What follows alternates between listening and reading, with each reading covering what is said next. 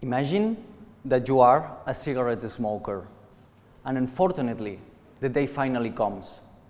After several health issues and following assessment, your clinician is diagnosing you with a tobacco use disorder. Now, your goal is suddenly clean and clear. Your goal is to quit smoking once and for all. To reach that goal, you will have to perform a flexible behavior, a so-called goal-directed behavior. It is fair to say that your government is already helping you to quit smoking, for example, by increasing the price of the cigarette.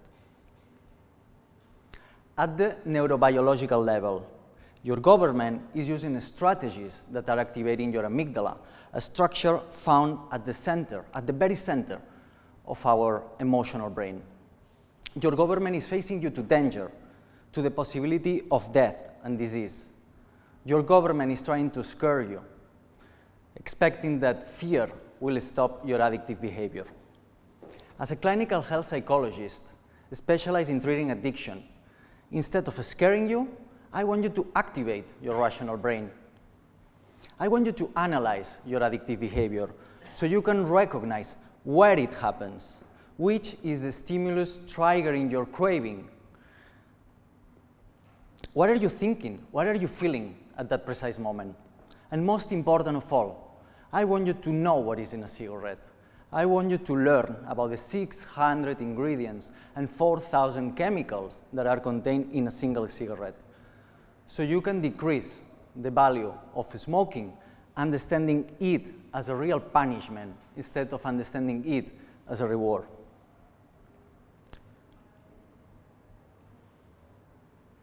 As a PhD student, my goal is to assess what is the functional role of the prefrontal cortex during the different components of goal-directed behaviors.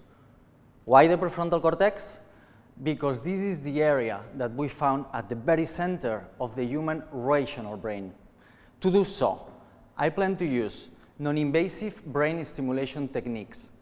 I plan to inhibit the prefrontal cortex, so as a scientist, I can face the following questions. If we shut down the prefrontal cortex, are we still able to learn? Are we able to decrease the value of a reward? And overall, are we able to integrate the new knowledge concerning the new value of that reward into a flexible behavior? Imagine again that you are that cigarette smoker. But now, imagine how the balance in between your old and rigid habit of smoking and your new and flexible goal of quitting could be supported by non-invasive brain stimulation through the specific activation of your prefrontal cortex. And finally, imagine that every cigarette smoker becomes an ex-smoker. Imagine a society free of tobacco-related death and disease. Imagine the end of this long epidemic. And now, stop imagining, believe. Thank you.